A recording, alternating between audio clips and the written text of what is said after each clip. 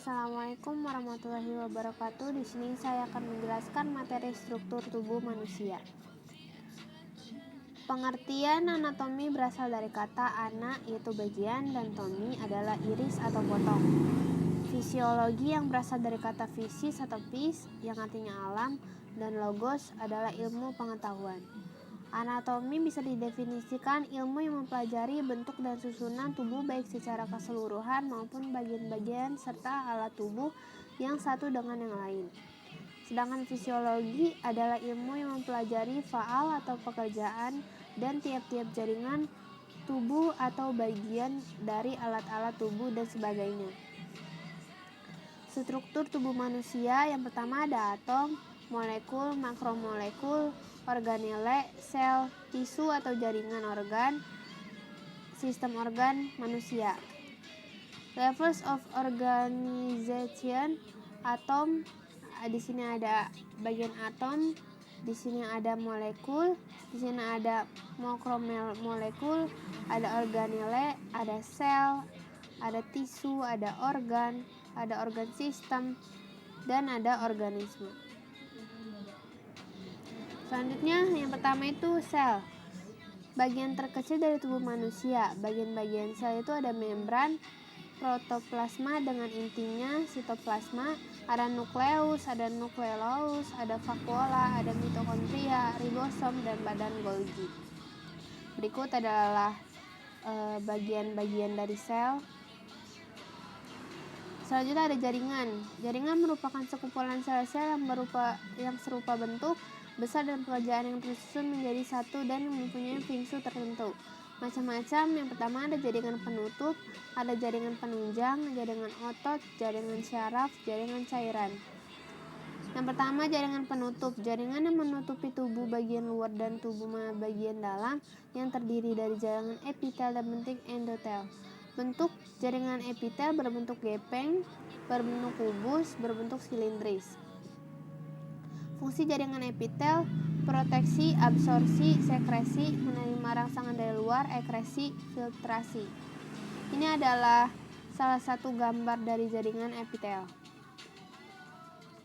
Jaringan penunjang, sekumpulan sel khusus yang serupa bentuknya, besar dan pekerjaan yang berfungsi untuk menyokong dan menunjang berbagai susunan tubuh yang ada di sekitarnya.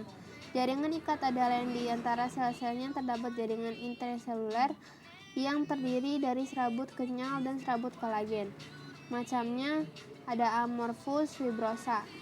Jaringan ikat, di sini ada jaringan ikat padat, ada jaringan ikat adiposa, ada areolar tisu, ada jaringan tulang, dan ada jaringan darah.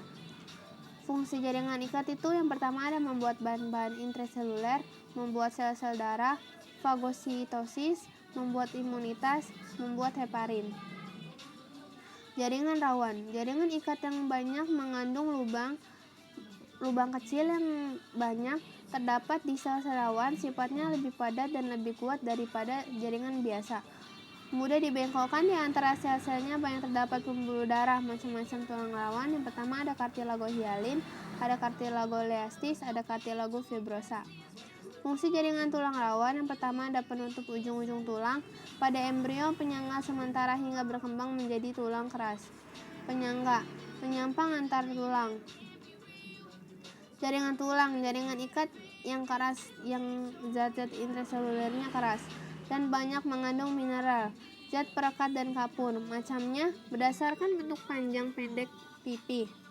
Berdasarkan strukturnya kondroblast dan osteoblast. Ini adalah bagiannya. Bagian dari tulang-tulang ada tulang frontalis, tulang temporalis, ada zygomaticus, ada masila mandibula, ada clavikula, ada humerus, ada radius, ada ulna, ada carpus, metacarpus, ada phalanges, ada femur, ada patella, tibia, fibula, tarsus, dan yang paling bawah ada metatarsus dan phalanges. Fungsi jaringan tulang yang pertama menjaga berdirinya tubuh, membentuk rongga untuk melindungi organ yang halus, membentuk persendian, melekatnya ligamen-ligamen dan otot. Nah, selanjutnya ada jaringan otot. Sekumpulan otot yang berbentuk serabut dikumpulkan menjadi alat tubuh. Macamnya itu ada otot serat atau lintang yang bisa kita sebut lurik, ada otot polos, dan otot jantung. Jaringan syaraf terdiri dari sel saraf yang panjang dan halus, mempunyai inti sel dalam protoplasmanya yang agak tebal. Macamnya ada syaraf motorik, syaraf sensorik. Nah, di sini ada syaraf-syaraf.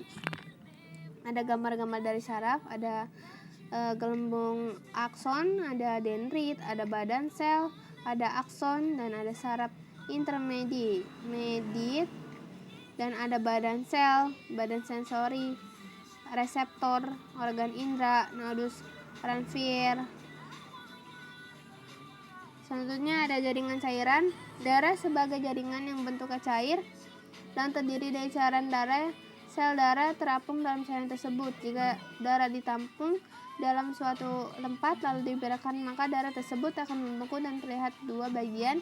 Yang pertama ada cairan kuning dan bekuan darah. Cukup sekian penjelasan saya. Wassalamualaikum warahmatullahi wabarakatuh.